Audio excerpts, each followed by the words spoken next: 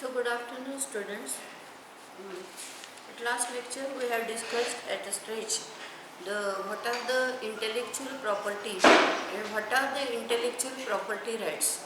So we have gone through the various types of intellectual property and intellectual property rights, such as the trademark, patents, Copyright Act and the industrial design. So we have gone through the preliminary introductory part of the intellectual property rights. Today we are going to discuss another point. So I have changed some sequence of the module 6. So first point, law relating to intellectual property, we have gone through. So today I am directly going to discuss the doctrine of deceptive similarity and passing of an infringement and remedies. So I have changed some sequence. So please take the notice of this change of the sequence. Now, the first of all, we will discuss what is the deceptive similarity. What is mean by deceptive? Deceptive म्हणजे जी फसवणारी आहे, जी आपल्याला misguide करते, जी आपल्याला फसवते, जी आपल्याला deceive करते. And similarity means साधर्म्य म्हणजे साम्य. तर दोन ट्रेडमार्कमध्ये जर तुम्ही अशी जर फसगत केलीत की आम्ही जनरल पब्लिक जे असतं ते फसू शकतं की हा ह्याचात आता समजा आपण बघितलं रेमंड्सचा एक ट्रेडमार्क आहे आणि सिमिलर असा करायचा की जेणेकरून पब्लिकला एवढा मायन्यूट फरक लक्षात येणार नाही. So this is non as the deceptive similarity. म्हणजे जो रजिस्टर्ड ओनर आहे ट्रेडमार्कचा त्याला सोडून जी दुसऱ्या व्यक्ती जे त्याचं इमिटेशन करतात आणि इतकं रिझेम्बलिंग करतात की पब्लिक ॲट लार्जला जे ॲव्हरेज इंटलेक्टचे जे लोक आहेत त्यांना एकदम फरकसुद्धा लक्षात येणार नाही आणि हे करून ते ट्रेडमार्क दुसऱ्याचा वापरून मार्केट करतात. तर this is a deceptive similarity as regards the trademark. So we will see what is the deceptive similarity. Deceptive similar is referred to as those trademarks. म्हणजे डिसेप्टिव्ह सिमिलॅरिटी दर्शवणारे ट्रेडमार्क्स कुठले? Those trademarks who are similar और a look alike. Similar म्हणजे अगदी साम्य दर्शवणारे आहेत किंवा लुक अलाइक म्हणजे तसेच दिसत आहेत. कशासारखे? टू एन एक्झिस्टिंग ट्रेडमार्क म्हणजे आता जो दुसरी जी व्यक्ती वापरते त्याच्यासारखाच सिमिलर दिसेल किंवा अलाइक अगदी तसाच दिसेल. टू डिसीव आणि काय उद्दिष्टाने तो बनवलाय दुसऱ्या व्यक्तीने? टू डिसीव म्हणजे फसवणे. To deceive or to cause confusion to the consumers म्हणजे ग्राहकांच्या मनात कन्फ्युजन आहे की म्हणजे हाच आहे तो. समजा आपण आता बघितलं गार्डनचा सेल असा लिहिलेलं असतं. आता गार्डनचा जो ट्रेडमार्क आहे सेम तसा बनवून दुसरा सेल लावायचा. आता पब्लिक ॲट लार्जला काही एवढा मायन्यूट फरक लक्षात येत नाही आणि जेणेकरून हा गार्डनचा माल म्हणूनच विकायचा. तर ह्याला काय म्हटलं जातं? तर this is a deceptive similarity. म्हणजे जो ट्रेडरचा किंवा मॅन्युफॅक्चररचा जो रजिस्टर्ड ट्रेडमार्क आहे सिमिलर म्हणजे तसाच तो आहे असाच वाटेल असा दुसरा ट्रेडमार्क बनवून लोकांना पब्लिक किंवा कन्झ्युमर्सला डिसीव करायचं की they should believe that this is a goods or service of that trademark. म्हणजे रेमंड्सचाच हा माल आहे असा आम्ही समजून घेतला. थोडेसे मायनर चेंज करायचं पण एवढा मायनर चेंज की जो दुसऱ्यांना लक्षात पण येत नाही. म्हणजे ज्याला थोडक्यात आपण ट्रेडमार्कची चोरी म्हणावं आणि ह्यामुळं जो मूळ ओनर असतो जो रजिस्टर्ड ओनर असतो त्या ट्रेडमार्कचा त्याचं नुकसान होतं. So this is a deceptive similarity म्हणजे पब्लिकला किंवा कन्झ्युमरला फसगत होईल, मनात कन्फ्युजन होईल की ह्याच कंपनीचा हा ट्रेडमार्क आहे असं समजून ते वस्तू विकत घेऊ शकतील. तर हा म्हणजे एक ऑफेन्स आहे. तर this is a deceptive similarity. Deceptive similarity is referred to as those trademarks म्हणजे कशाच्या दृष्टीने ट्रेडमार्कचं आपण बघतोय. ट्रेडमार्क्स हू आर असा बनवायचा हू आर सिमिलर और लुक अलाइक सेम तसंच दिसतंय टू ॲन एक्झिस्टिंग ट्रेडमार्क, जो दुसऱ्या ट्रेडरचा किंवा मॅन्युफॅक्चररचा ट्रेडमार्क आहे तसाच ट्रेडमार्क बनवणे. आणि याचं उद्दिष्ट काय, intention, what is intention behind this, to deceive or to cause confusion to the consumers, म्हणजे लोकांना फसवून त्या ट्रेडमार्कचा हा माल आहे समजून विकायचा, ज्याला आपण डुप्लिकेट म्हणतो ना ते करणं. पण ट्रेडमार्क तसाच वापरून हे करायचं, त्यामुळे आपण फसवू शकतो. तर this is a deceptive similarity, म्हणजे फसवणुकीसाठी केलेली साम्य. कशात, ट्रेडमार्कच्या बाबतीत. According to section 2H of the trademarks act 1999, a mark, आता ही कायद्यातली डेफिनेशन आली. ए मार्क मीन्स खूण, shall be deemed to be deceptively similar. मग केव्हा ही डिसेप्टिव्ह सिमिलॅरिटी धरली जाते ह्या कायद्याच्या दृष्टीने. A mark shall be deemed to be deceptively similar to another mark, म्हणजे जो मूळ आहे ट्रेडमार्क त्याच्यासारखा बनवणे. इफ, पण हा डिसेप्टिव्ह केव्हा धरला जाईल, if it is so nearly resemble, म्हणजे इतकं साम्य आहे त्याच्यामध्ये, रिझेम्बलिंग म्हणजे साम्य, इतकं साम्य आहे that other must have to likely to deceive or cause confusion, म्हणजे पब्लिक किंवा कंझ्युमर जेव्हा माल घ्यायला त्यांच्या मनात असं शंका पण येणार नाही की हा मूळ त्या कंपनीचाच माल आहे असं समजून ते डिसेप्टिव्ह म्हणजे ट्रेडमार्क आहे हा, त्यांनी ते फसतील आणि तो माल विकत घेतील. असं जर झालं तर ह्या कायद्याच्या दृष्टीने म्हणजे ट्रेडमार्क्स ॲक्ट 1999च्या दृष्टीने ही डिसेप्टिव्ह सिमिलॅरिटी धरली जाते. This is the definition under this act. I again repeat, a mark shall be deemed to be deceptively similar केव्हा धरला जातो, to another mark if it is so nearly resembling that other mark as to be likely to deceive or cause confusion, म्हणजे त्याच कंपनीचा माल आहे, त्याच कंपनीचा लोगो आहे समजून लोक विकत घेतील, फसगत होईल लोकांची. In simple words, deceptive similarity can also be defined as similarity between the trademarks which can likely to deceive, किंवा साध्या शब्दातच म्हणायचं झालं तर डिसेप्टिव्ह सिमिलॅरिटी केव्हा म्हटली जाते, दोन ट्रेडमार्कमध्ये, जेव्हा याच्यामुळे जनरल पब्लिक जे ॲव्हरेज इंटेलेक्टचं आहेत, म्हटलं ॲव्हरेज इंटेलेक्ट म्हणजे काय, सर्वसामान्य बुद्धीचा माणूस, म्हणजे आपण काय म्हणतो ॲव्हरेज आहे स्टुडंट म्हणजे कमी बुद्धीचा आहे, तर तसा अर्थ नाही. ॲव्हरेज म्हणजे एक सरासरी सर्वसामान्य बुद्धीची व्यक्ती सहज फसू शकेल असं जर तुम्ही रिझेम्बलिंग केलं तर तो डिसेप्टिव्ह सिमिलॅरिटी धरली जाते ट्रेडमार्कची. To believe that the mark in question is in some way or other linked to registered or well known trademark, म्हणजे तोच आहे जो रजिस्टर्ड आहे किंवा जो फेमस ट्रेडमार्क आहे त्याच ट्रेडमार्कची वस्तू आहे, इतकं बिलीव्ह होईल, इतकी फसगत होऊ शकेल, इतकी सिमिलॅरिटी त्याच्यात जर असेल तर it will be treated under this act as deceptive similarity of the trademark. So according to various judgments, आता या संदर्भात बऱ्याच केसेस चालल्या. ट्रेडमार्क म्हणजे जर माझा ट्रेडमार्क दुसऱ्यांनी वापरला तर मी त्याच्यावर केस करणार की आमचं नुकसान होतं, म्हणजे आमचा ट्रेडमार्क वापरून बाहेरच विक्री होऊन ते नफा मिळत आहे, तर आपण केस करणार. तर याच्यावर वेगवेगळ्या जे केसेस झाल्या तर त्यावेळी केसेस डिसाईड करताना कोर्टाने काय क्रायटेरिया ठरवला, तर प्रिन्सिपल ऑफ फोनेटिक और व्हिज्युअल सिमिलॅरिटी. आता फोनेटिक म्हणजे काय, उच्चार संदर्भातली, म्हणजे उच्चार करताना सेमच होते, फोनेटिक्स मीन उच्चारासंबंधी, किंवा व्हिज्युअल सिमिलॅरिटी म्हणजे बघितलं तर दोन्ही सारखंच वाटतं आहे मला, व्हिज्युअल म्हणजे बघून, किंवा रूल ऑफ एंटायरिटी म्हणजे पूर्ण जसाच्या तसा आहे, एंटायरली तसाच आहे, किंवा टेस्ट ऑफ लायकलीहूड अँड कन्फ्युजन, किंवा ह्याच्यामुळं नक्की दुसरी व्यक्ती फसू शकेल हा की हा मूळ ट्रेडमार्कचाच मार आहे असं, किंवा गुडविल. तर हे क्रायटेरिया लावले जातात कोर्टामध्ये एखादी मॅटर डिसाईड होते. तर आता ह्याचा आपण एक केस बघू, एक सिंपल केस आहे.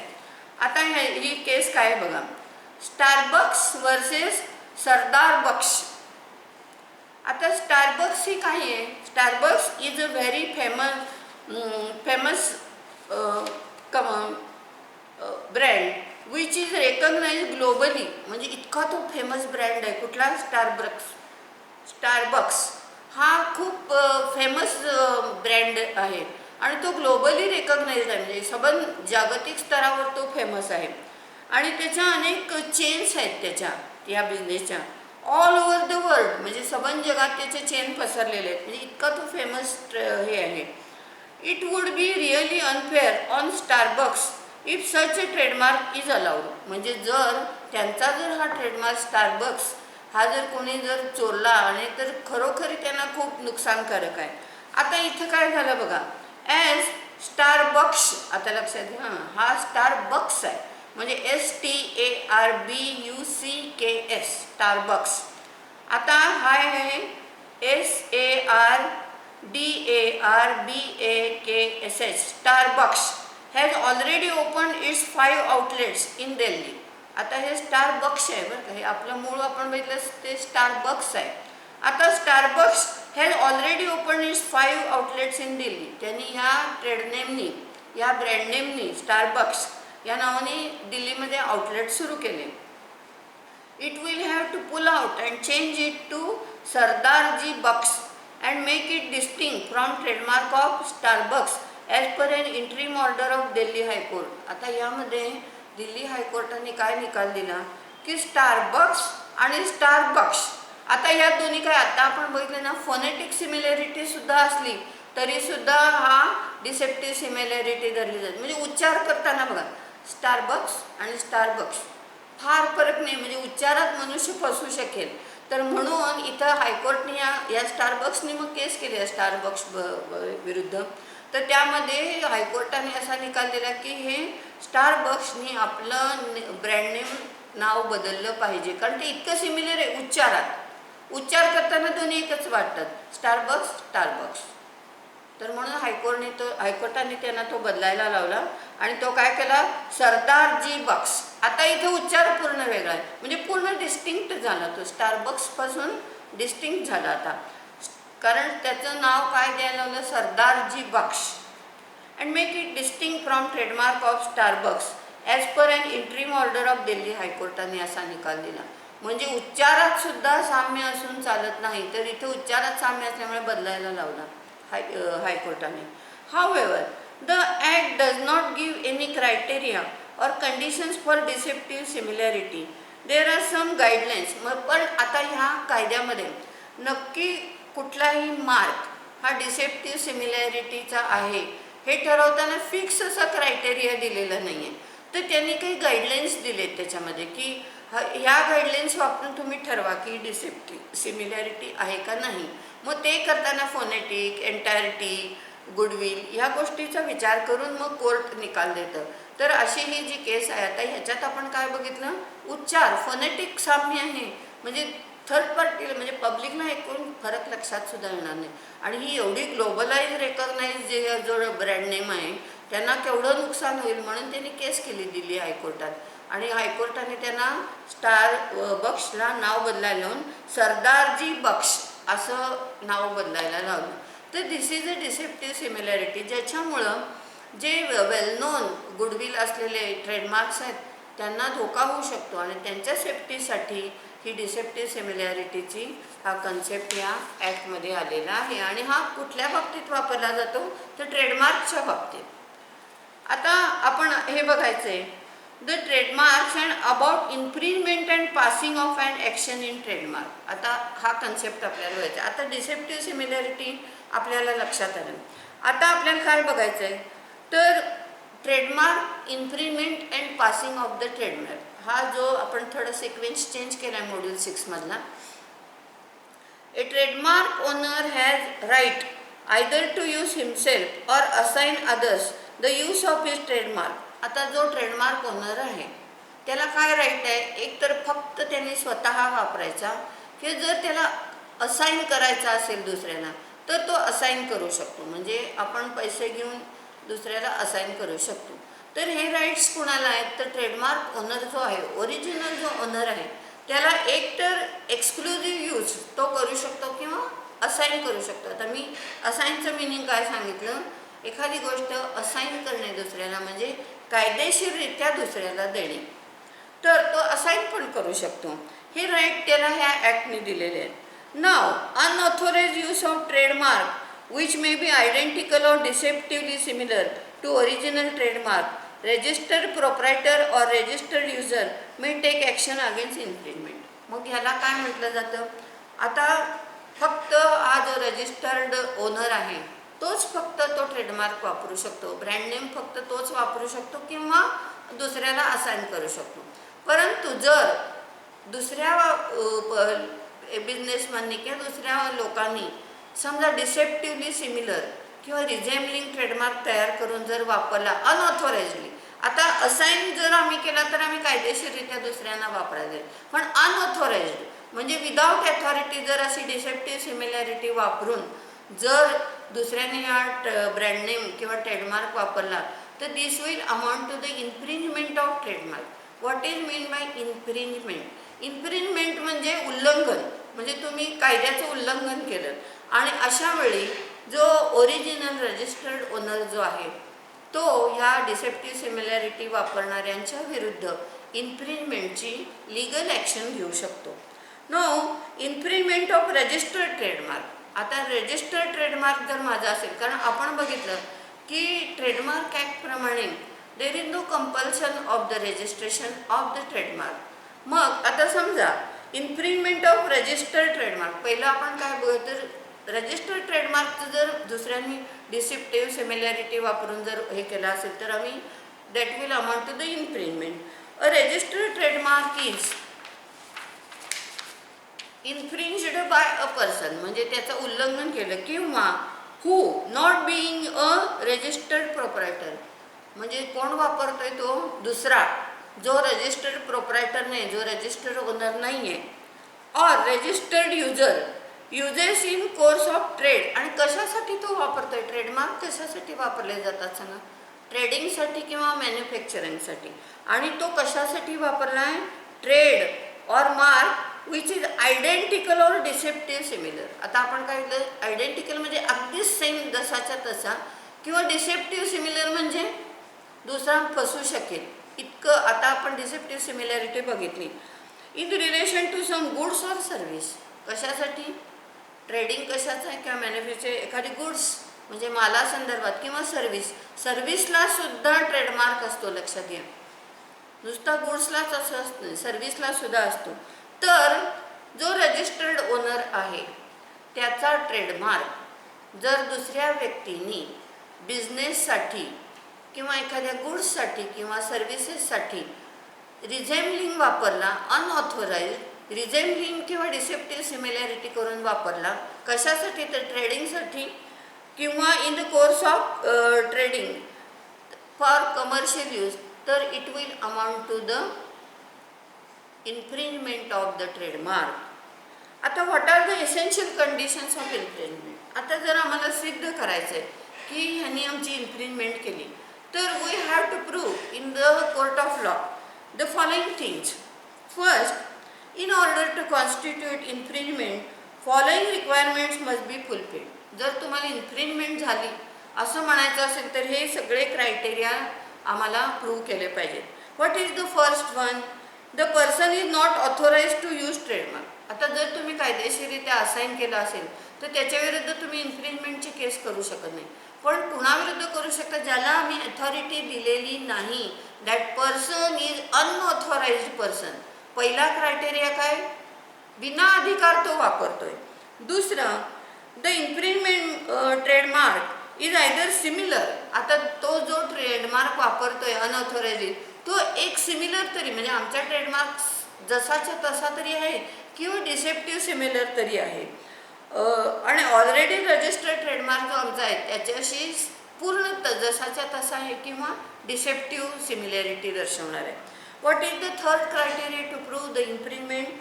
The infringing trademark must be use in course of regular trade. आणि तो ट्रेडमार्क हा वापरून रेग्युलर ट्रेडिंग सुरू आहे यांचं सगळं, in which registered proprietor or user is already engage. म्हणजे आम्ही हा जो रजिस्टर ओनर आहे किंवा रजिस्टर युजर आहे ते ऑलरेडी या बिझनेसमध्ये आहेत, या ट्रेडिंगमध्ये आहेत, त्यांचा रजिस्टर्ड ट्रेडमार्क आहे, आणि तरी ते दुसरे लोक फसगती करून ट्रेडिंग सर्रास करतायत unauthorisedly using that trademark similar और डिसेप्टिव्ह सिमिलर. नंतर infringing trademark must be use in course of regular trade, म्हणजे डे टू डे व्यापारासाठी सर्रास वापरतायत. इन विच रजिस्टर्ड प्रोप्रायटर और युजर इज ऑलरेडी एंगेज, म्हणजे त्यांचा धंदा. समजा आता उदाहरण सांगितलं तर रेमंड सांगितलं, रेमंडचा रजिस्टर्ड ट्रेडमार्क आहे, त्यांचा बिझनेस सुरू आहे कापड व्यवसायात, आणि तरीसुद्धा तोच वापरून दुसरे कापड व्यवसाय सर्रास सुरू ठेवत आहेत सिमिलर ट्रेडमार्क वापरून आणि डिसेप्टिव्ह सिमिलॅरिटी वापरून. आणि सगळ्यात महत्त्वाचं म्हणजे अनऑथोराइज्ड, बिना अधिकार. The use of infringing trademark must be printed or in case of usual representation of mark in advertisement. आणि कसा कुठं वापरताय, रेग्युलरली ॲडव्हर्टाइजमेंटमध्ये, नंतर ॲक्च्युअली त्या गुड्सवर सर्रास वापर करतायत. मियर oral use of trademark is not infringement. सगळ्यात महत्त्वाचं लक्षात, चक्क त्या वस्तूवर ते सील करून लोगो वापरून ते विक्री करतायत ट्रेडिंग करताना, तर that will amount to infringement. पण समजा आम्ही तोंडी म्हटलं, हा आमचा रेमंड्सचा माल आहे असं आम्ही नुसतं तोंडी म्हटलं, तर that will not amount to infringement. लक्षात द्या, महत्त्वाची गोष्ट आहे. Mere oral use of trademark is not infringement, म्हणजे नुसतं आम्ही म्हणतोय आमचा हा माल आहे ना, हा गार्डनचा आहे, आमचा माल आहे ना, हा कॉटन किंगचा आहे, असं म्हणण्याने इन्फ्रिंजमेंट होत नाही, तर प्रत्यक्ष तो तुम्ही वापरला पाहिजे गुड्सवर आणि सर्रास ट्रेडिंग केलं पाहिजे तो वापरून, तर it will amount to the infringement. Then using either whole or registered trademark or in adopted one by making a few addition or alteration. किंवा काय केलं जातं, जो ऑलरेडी रजिस्टर्ड ट्रेडमार्क आहे त्यात थोडा बदल करायचा, आणि तो बदल असा करायचा की ज्याच्यामुळं पब्लिकला काय फारसं लक्षात येणार नाही की हा फरक, अगदी मायन्यूट चेंज करायचा, अगदी मायन्यूट, म्हणजे टेक्निकली बाधा येऊ नये एवढा करायचा, पण that will amount to deceptive similarity. म्हणजे इतका तो सूक्ष्म बदल असतो की पब्लिक किंवा कन्झ्युमर्सना ते लक्षात सुद्धा येणार नाही की हे तो वेगळा आहे असं. So then common forms of infringement कुठले आहेत, जनरली सर्रास जिथे इन्फ्रिंजमेंट ज्या पद्धतीनं केलं जातं ते कॉमन फॉर्म्स कुठले आहेत बघा. Trademark can be infringed in different ways. Some commonly noticed forms of infringement are mentioned here. आता बघू आपण कॉमन फॉर्म्स कुठले आहेत इन्फ्रिंजमेंटचे. Using of mark identical or similar to trade mark by unauthorised person, ते आपण बघितलं. In relation to similar or same trade, म्हणजे समजा कापड व्यवसायाचा उद्योग आहे, त्यांचे रजिस्टर्ड ट्रेडमार्क आहे, कापड व्यवसायच करायचा म्हणजे सेम ट्रेड, म्हणजे त्यामुळे तर पब्लिकला कळण्याचं काही हेच येत नाही संबंध अजिबात. कापड व्यवसायाचंच ट्रेडमार्क आहे तर कापड व्यवसायाचंच करायचं सिमिलर ट्रेडमार्क वापरून, तर असं सर्रास इन्फ्रिंजमेंट केलं जातं आणि पब्लिकला कळत नाही. बरेचदा काय वाटतं आपल्याला की ब्रँडेड आहे आणि मग एवढं स्वस्त कसं मिळतं. आता आपण बघतो आसपासच्या आपल्या इथं खेडेगावात अशी खूप मोठे आउटलेट्स निघालेले, आपल्याला वाटतं तिथे एवढं स्वस्त कसं मिळतं, पण truly speaking this it will amount to infringement. Actually तो कंपनीचा माल नसतो, कायम लक्षात ठेवा. ब्रँड नेम असं की तिथं कंपनीत प्राईसमध्ये तडजोड नसते, पण आपल्याला वाटतं आपल्याला इथं स्वस्त मिळालं, त्यामुळे आपण सुशिक्षित लोकंसुद्धा फसू शकतो. इतकं तो सिमिलर हे वापरतात पण ॲक्च्युली तो नसतो. नंतर using of mark identical or similar to trademark by unauthorised person in relation to similar trade, म्हणजे कापडधंद्याचा असेल कापडधंदाच चालवायचा, दुसऱ्या कुठल्या वस्तूचा असेल त्याच वस्तूची विक्री करायची, त्यामुळे कन्फ्युजन म्हणजे लोक फसू शकतात. नंतर advertisement of registered trademark of another for promotion of one's trade also amounts to infringement, म्हणजे ॲडव्हर्टाइजमेंटला वगैरे सर्रास तो वापरायचा दुसऱ्याचा. की use of deceptive similar mark as the goods or service and as to trade origin which results in to confusion, म्हणजे same धंद्यात म्हणजे त्या व्यापारात किंवा सर्व्हिसमध्ये, सर्व्हिसला सुद्धा ट्रेडमार्क असतो बऱ्याचशा, इवन हॉटेल चेन्स वगैरे असतात त्यांचा पण ट्रेडमार्क असतो, ते आपल्याला सर्व्हिस देतात, तर तसा सिमिलर वापरून चालू ठेवायचा उद्योग. नंतर taking substantial features of already registered trademark which is in use amount to infringement, किंवा काय करायचं, जो रजिस्टर्ड ऑलरेडी ट्रेडमार्क आहे त्यातले बरेचसे फीचर्स घ्यायचे, एखादा मायन्यूट चेंज करायचा, असं करून सुद्धा इन्फ्रिंजमेंट केली जाते, कारण जिथं पब्लिक ॲट लार्जला एवढा फरक लक्षात येऊ शकत नाही. तर असे व्हेरियस वेज आहेत इन्फ्रिंज करण्याचे ट्रेडमार्कचे. नंतर unauthorise printing of label of registered trademark. आता हे तर सगळ्यात महत्त्वाचं आहे. तुमचं जे लेबल असतं ना ते दुसरीकडे सरळ प्रिंट करून घेतात, सरळ सरळ प्रिंटिंग करून घ्यायचं जसंच्या तसं. जो ओरिजिनल लेबल असतं तसंच दुसऱ्या याला ऑर्डर देऊन सरळ लेबल चिकटवतात खोटी कंपन्यांची, ब्रँड नेमची. असं करून पण इन्फ्रिंजमेंट केलं जातं.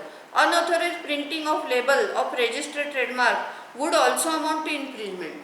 खोटं लेबल, आता आपण तर काय बघून घेणार, लेबल बघतो आपण. If the label has copyright it will cause infringement of copyright. आणि जर त्या लेबलला कॉपीराइट असेल तर इथं कॉपीराइटची सुद्धा इन्फ्रिंजमेंट होते. नंतर unauthorise use of registered trademark on recondition or second hand article may constitute infringement. म्हणजे डुप्लिकेट माल जो सेकंड हँड आहे किंवा रिकंडिशन म्हणजे थोडंसं चेंजेस करून नवं म्हणून विकतात, त्याला हा ट्रेडमार्क लावायचा. म्हणजे इन्फ्रिंजमेंट किती वेगवेगळ्या पद्धतीने केले जातात हे आपल्याला माहीत पाहिजे. म्हणून काही वेळा आपण सुद्धा डिसेप्टिव्ह सिमिलॅरिटी बघून आपण डिसीव्ह होऊ शकतो. इतकं मायन्यूट चेंजेस असतात त्याला. पण प्रत्यक्ष वस्तू वापरली की आपल्याला नंतर लक्षात येतं हे. आणि जनरली सांगितलं ना, आता हे असे खेडेगावात वगैरे असे मोठमोठे मॉल्स निघालेत, पण तिथं जनरली असं असतं, बरेचदा असा अनुभव आलेला आहे की तिथं असं खोटी लेबल लावून किंवा ब्रँड नेमचं डिसेप्टिव्ह सिमिलॅरिटी करून विक्री केली जाते कंपनीची ब्रँड नेमनी, आणि आपल्याला वाटतं आपल्याला स्वस्त मिळालं.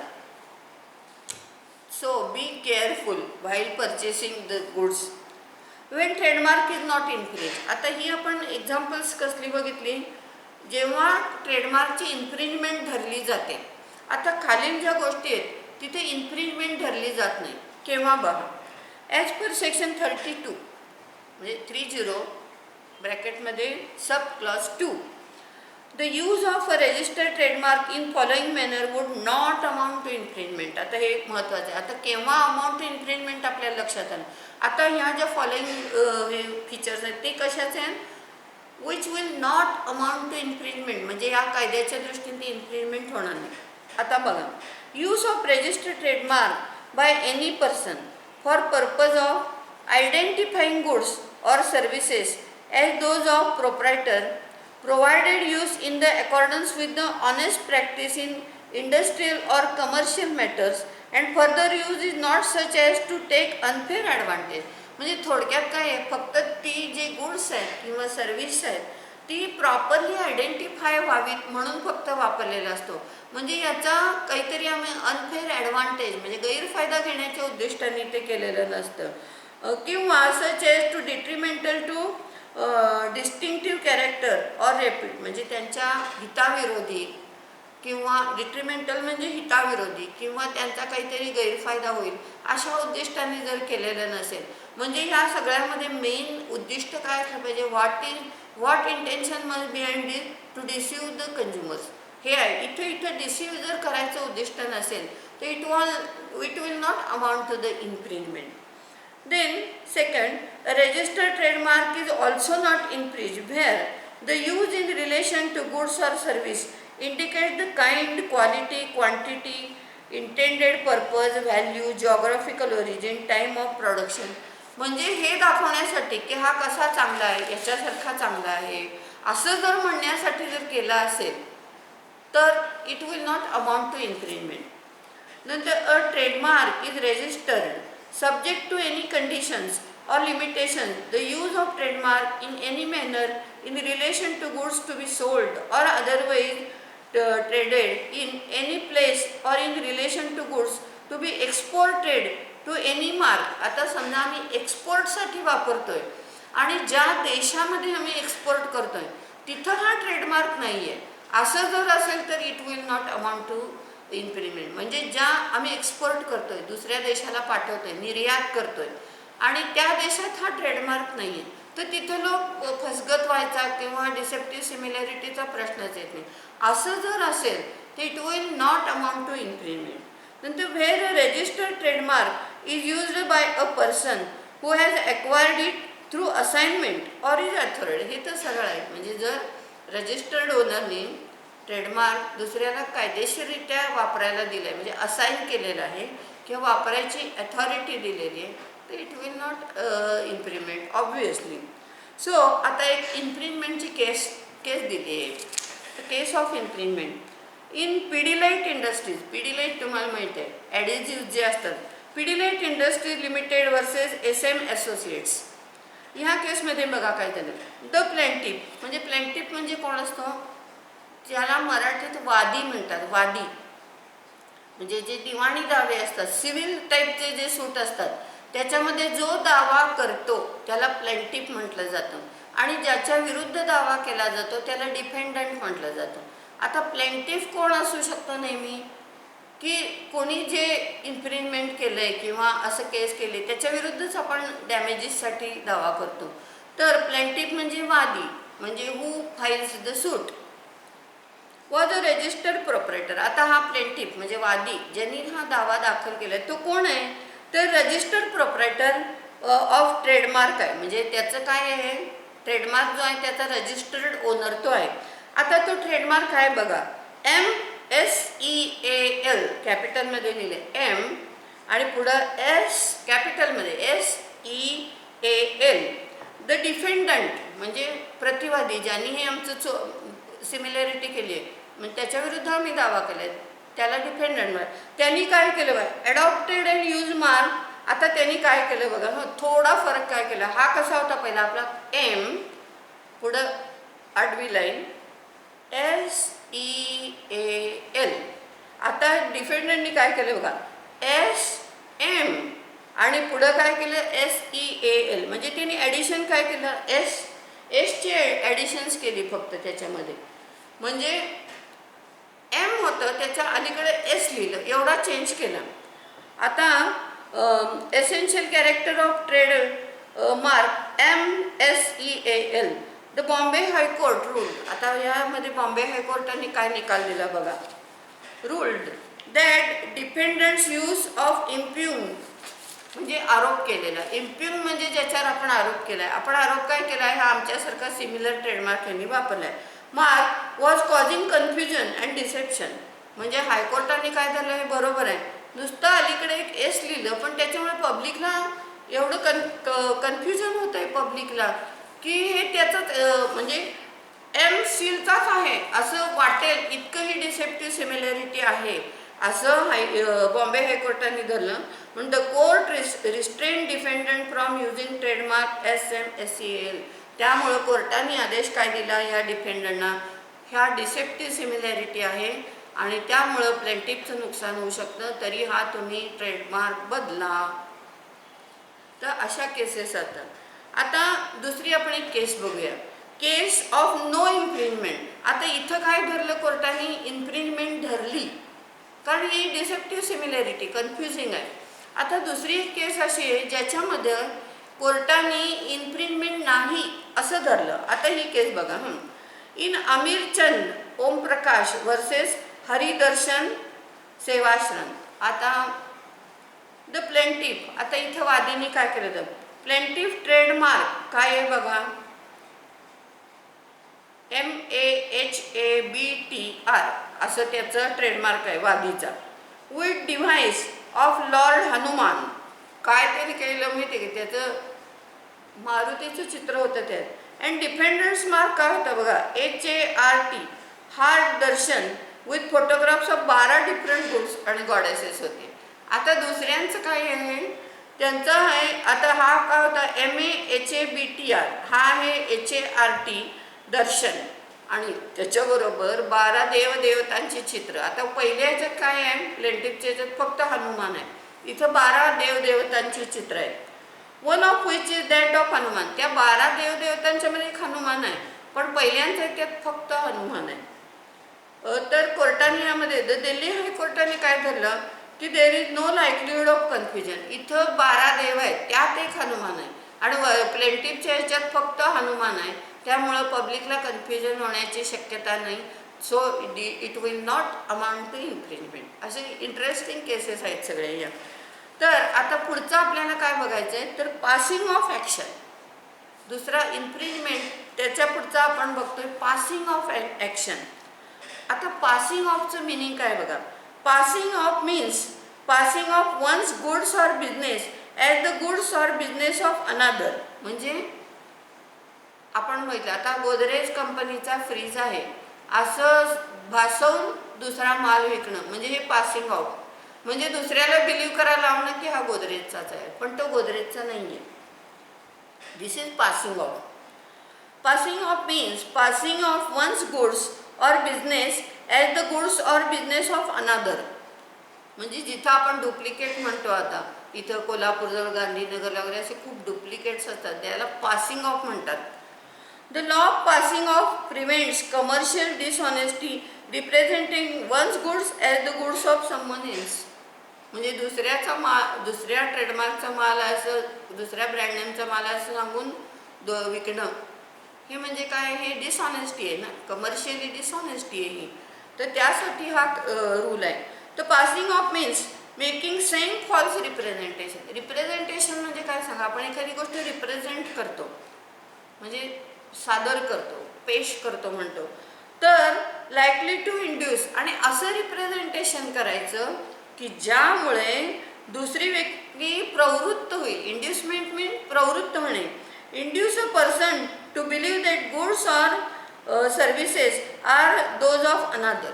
म्हणजे आम्ही इथं बिलीव्ह करू शकतो अशी आता समजा रेमंड्सचे कापड रेमंड्सची ती नाही आहे पण विकताना असं आम्ही हे करायचं रिप्रेझेंटेशन की ही रेमंड्सची. आता कसं काही लेबल लावून काही करून ते दुसऱ्याला बिलीव्ह करायला की ही रेमंड्सचाच माल आहे.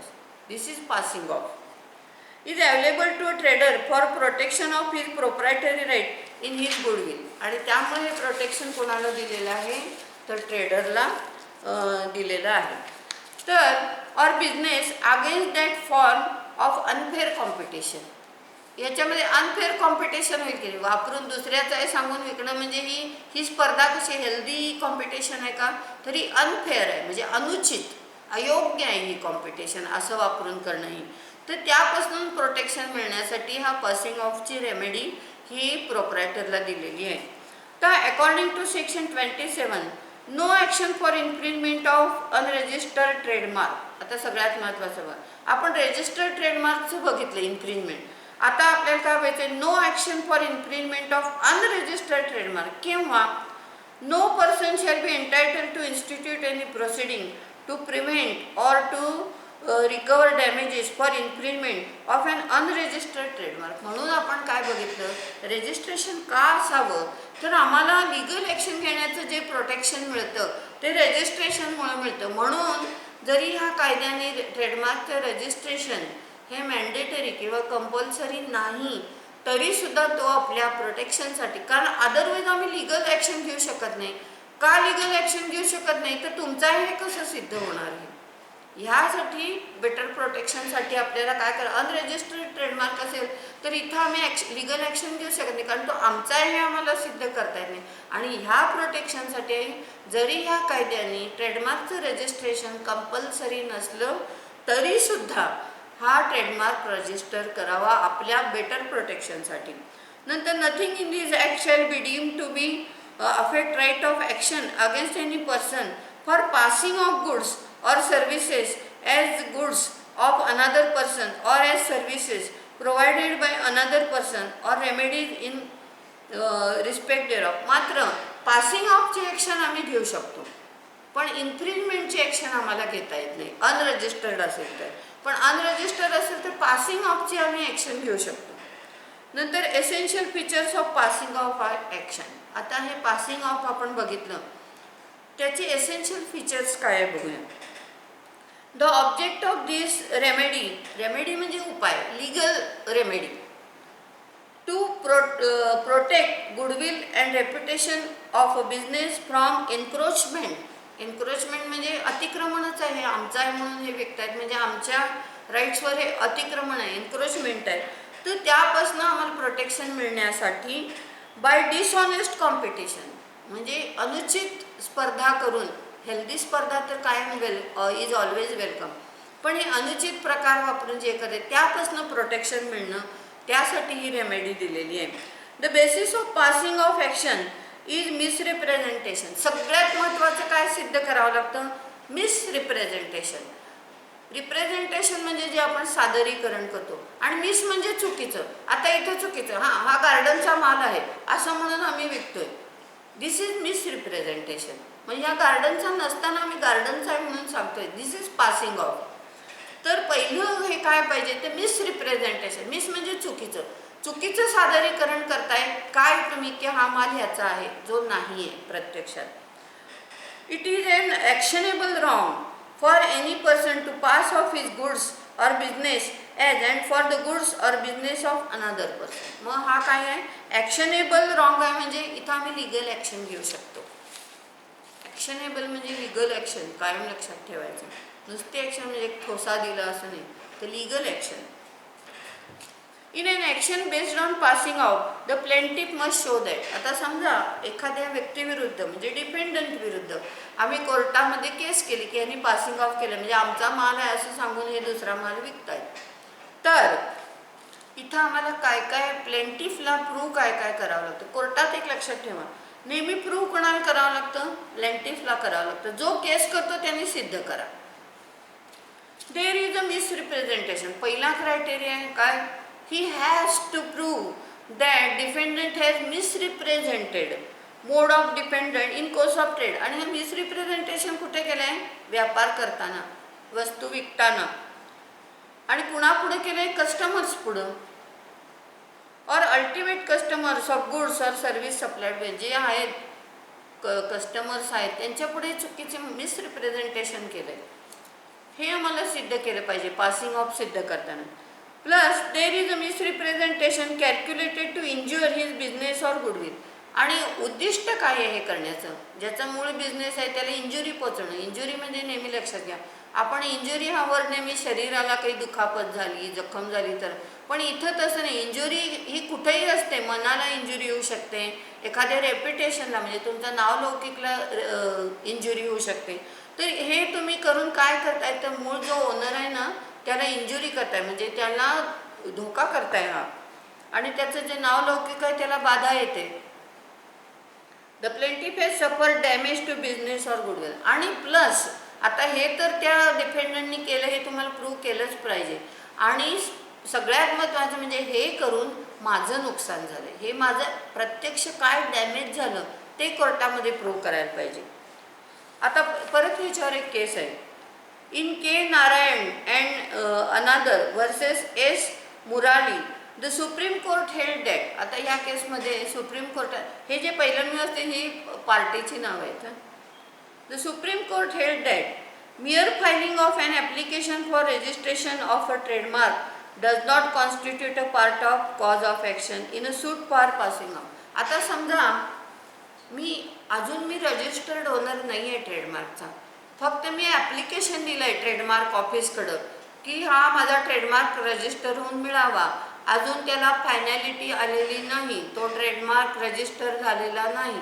दरम्यान जर दुसऱ्या कोणी हे वापरला तर इथं तुम्ही लिगल ॲक्शन घेऊ शकत नाही की हा माझा आहे ट्रेडमार्क आणि हा हे पासिंग ऑफ करताय. तर का? तर अजून तुम्ही रजिस्टर्ड ओनर झालेले नाही आहात त्याचे. तर त्यामुळं फक्त अजून तो फायनल झालेलाच नाही आहे तुमचा. म्हणून अशा वेळी म्हणजे जी गोष्ट अजून माझी झालेली नाही ती दुसऱ्याने घेतली म्हणून आपण ॲक्शन घेऊ शकत नाही. हे बेसिक प्रिन्सिपल आहे कायद्याचं. तसं तुम्ही फक्त ॲप्लिकेशन दिलं आहे, अजून तो पेंडिंग आहे आणि तुम्ही दुसरे वापरतायत, असं ॲक्शन घेऊ शकत नाही. तर असं सुप्रीम कोर्टाने धरलं. तर the appellants cannot file suit in high court seeking an injunction to restrain respondent from passing off his goods using trademark based only on the claims made in trademark application of respondent. किंवा तुम्ही त्याच्यावर appeal सुद्धा करू शकत नाही, अजून application pending आहे तोपर्यंत. नंतर trademark see the necessary requirement of an action for passing off are absent. म्हणजे अजून तो रजिस्टर्डमध्ये आमचा नोंदच झालेला नाही ट्रेडमार्क. त्यामुळं तुम्ही एसेन्शियल इन्ग्रेडियंटच फुलफिल करत नसल्यामुळं तुम्हाला हा सूट करण्याचा राईटच येत नाही. नंतर मोड्स ऑफ पासिंग ऑफ. आता हे आपण पासिंग ऑफ म्हणजे काय बोलले, मोड्स म्हणजे कुठल्या कुठल्या पद्धतीनं पासिंग ऑफ केलं जातं. जसं आपण बघितलं इन्फ्रिंजमेंट कुठल्या कुठल्या मोड्सनी केलं जातं, तसं हे modes of passing of. The various modes adopted for passing of May include. आता काय काय मोड्स बघा. डायरेक्ट फॉल्स रिप्रेझेंटेशन, सरळ सरळ माहीत आहे हे खोटं आहे, ते आम्ही खोटी रिप्रेझेंटेशन करायचं, हा ह्या कंपनीचा माल आहे, डायरेक्ट फॉल्स मिस रिप्रेझेंटेशन करून. किंवा adoption of trademark which is same or colourable imitation, म्हणजे इमिटेशन त्याची नक्कल केलेली असते ट्रेडमार्कची, खोटी नकली ट्रेडमार्क करून. किंवा adoption of essential parts of rival traders name, म्हणजे जे जे ट्रेडमार्कमध्ये महत्त्वाचे पार्ट आहेत ते वापरायचे. किंवा कॉपिंग गेटअप और colour scheme of label used by a trader, हे तसंच लेबल वापरायचं. मूळ जे कंपनीचं आहे ना, कलर तोच, पॅटर्न तोच, हे पासिंग ऑफचं आहे. म्हणजे लेबल आपण जनरली काय बघतो, लेबलच बघतो ना, तर ते लेबल तसंच वापरायचं. किंवा इमिटेटिंग डिझाईन और शेप ऑफ गुड्स, किंवा नकली माल तयार करायचा, जो दिसताना तसाच दिसतोय असा नकली माल तयार करायचा. इमिटेशन म्हणजे नकली ज्याला आपण म्हणतो. Adopting word or name by which rival traders goods or business is known in market, म्हणजे तो जो लोगो असतो त्यातला अक्षर. Recently supreme court upheld claim of respondent to use trademark. Manikchand तुम्हाला माहीत आहे, माणिकचंद फॉर पान मसाला जो आहे, on basis of prior user and restrained appellant from using trade name Manikchand based on passing off action, म्हणजे कोर्टाने दुसऱ्या डिपेंडंटला रिजेक्ट केलं. माणिकचंद वापरून तुम्ही करू शकत नाही. In this case plaintiff respondent was using trademark Manikchand since 1959. 1959 पासून हा ब्रँड आहे माणिकचंद पान मसाला. माणिकचंद सिन्स 1959 वेर ए डिफेंडंट, म्हणजे प्रतिवादी appellant, started selling his product in name of Manikchand. कधीपासून? 1988 पासून. तर तसं वापरता येणार नाही. नंतर रेमेडीज फॉर इन्फ्रिंजमेंट. आता रेमेडीज म्हणजे मग कायदेशीर रेमेडी काय आहे, कोणी इन्फ्रिंजमेंट केलं तर काय आम्ही ॲक्शन घेऊ शकतो. A suit for infringement of registered trademark or relating to any right in it or for passing off arising out of use by defendant of any trademark which is identical with or deceptively similar. हे दोन word लक्षात ठेवा, identical or resembling or deceptively similar to plaintiff trademark whether registered or not. म्हणजे इथे जरी तो registered असला नसला तरी सुद्धा is instituted in any court not inferior to the district court. जिल्हा न्यायालय असतं ना, तिथं हे ॲक्शन घेता येते. डिस्ट्रिक्ट कोर्टातच घेता येते, म्हणजे त्याच्या बिलो रँकच्या कोर्टात नाही घेता येत. आता रिलीफ. आता रिलीफ म्हणजे कोर्ट तुमच्या काय काय मागण्या मान्य करतं. रिलीफ म्हणजे तुम्हाला काय आपण म्हणतो, रिलीफ्स काय काय देऊ शकतो या दाव्यामध्ये प्लेंटिफला, तर काय काय रिलीफ्स मिळू शकतात बघा. The relief which is a court may grant in any suit for infringement, म्हणजे वादीनी इन्फ्रिंजमेंटचा दावा केला आहे, तिथं तुम्हाला काय काय दिलासा, ज्याला आपण रिलीफ्स म्हणतो, कोर्ट काय काय तुम्हाला मंजूर करतो दिलासा बघा. May grant in any suit for infringement or for passing off includes an injunction and at option of plaintiff either damages or an account of profits together. एक तर मनाई, म्हणजे हा आमचा जो वापरताय तुम्ही तो थांबवा, असं तरी कोर्ट आदेश करू शकतं. किंवा कोर्ट वादीला विचारतं तुमचं जे काही नुकसान झालं ह्यांनी वापरल्यामुळं, ती नुकसान भरपाई पण तुम्ही मागू शकता. असे रिलीफ आम्हाला या दाव्यामध्ये मिळतात. एक तर मनाई, इंजंक्शन म्हणजे दिस इज अ प्रोहिबिटरी ऑर्डर, म्हणजे थांबा, हा यूज थांबवा, असं कोर्ट आदेश करू शकतं. किंवा आमचं जे ह्या काळात त्यांनी वापरल्यामुळं नुकसान भरपाई झाली ती पण कोर्ट आम्हाला देऊ शकतं. नंतर injunction for infringement remedies. In order of injunction. Injunction म्हणजे तुम्हाला माहिती आहे मनाई आदेश, म्हणजे थांबवा, करायचं थांबवा. May include an ex parte injunction. Ex parte म्हणजे एकतर्फा. एकतर्फा हुकूम केव्हा होतो म्हणायचा, जेव्हा कोर्टाला प्रायमा फेसीच लक्षात येतं की हे इथं इन्फ्रिंजमेंट झालेलं आहे, तेव्हा दुसऱ्या पार्टीचं म्हणणं ऐकून घेण्याच्या आधीच मनाई आदेश दिला जातो. कारण जनरल बेसिक तत्व काय आहे कोर्टाचं, दोन्ही बाजूचं म्हणणं ऐकल्याशिवाय कुठलीही ऑर्डर पास होत नाही. पण इथं प्रायमा फेसी जर कोर्टात दिसलं की इथं पासिंग ऑफ की इन्फ्रिंजमेंट होतंय, तर कोर्ट दुसऱ्या पार्टीचं म्हणणं ऐकून घेण्यापूर्वीच एकतर्फा, तुम्ही एक्स पार्टी ऑर्डर झाली असं ऐकलं असेल कदाचित, तर एकतर्फा पण मनाई आदेश दिला जाऊ शकतो. जेव्हा प्रायमा फेसी कोर्ट कन्व्हिन्स होतं तेव्हा, किंवा interlocutory order for discovery of documents, किंवा हे असं करून जे जे वापरलं जातंय डिसेप्टिव्ह हे करून, तर ते जप्त केलं जाऊ शकतं. किंवा त्यांच्या काही प्रॉपर्टी जप्त करू येतात का, तर उद्या आम्ही अमाऊंट रिकवर कशातनं करायची, तर म्हणून असे पण आदेश सगळे होऊ शकतात. तर or preserving of infringing goods, म्हणजे इन्फ्रिंजमेंट करून हे जे गुड्स वापरतात ते जमा करायला लावतात कोर्टाकडं, जप्त केले जातात. म्हणजे त्याच्यामुळं हे आम्ही विकून आता आम्ही रिकव्हरी करू शकतो. Documents or other evidence or restraining dependent from disposing of dealing, किंवा हे डीलिंग थांबवा, डिस्पोज म्हणजे हा माल आज विकू नका, ही सर्व्हिस विकू नका, अशा प्रकारचे हे जे रिलीफ्स असतात ते आपल्याला ह्या दाव्यामध्ये दावा करून मिळू शकतात.